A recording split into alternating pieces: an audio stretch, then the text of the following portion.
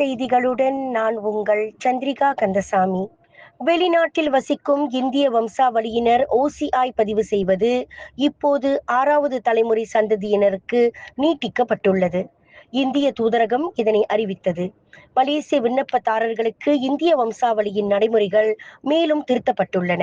இந்தியாவிற்கும் மலேசியாவிற்கும் இடையிலான மக்களிடையே உறவுகளை வலுப்படுத்துவதற்கும் கல்வி கலாச்சார ஒத்துழைப்பை மேம்படுத்துவதற்கும் இந்த நடவடிக்கை தொடர்ச்சியான முயற்சிகளின் ஒரு பகுதியாகும்.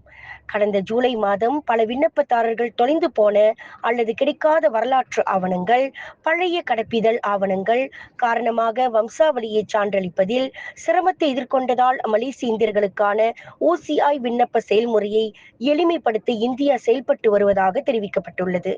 மலேசிய அரசாங்கத்தால் அல்லது முன்னாள் மலாயா அதிகாரிகளால் வழங்கப்பட்ட ஆவணங்களை ஏற்றுக்கொள்ள முடியும் என்பதை எங்கள் அரசாங்கத்தால் ஒப்புக்கொள்ள வைக்க நாங்கள் முயற்சித்தோம்.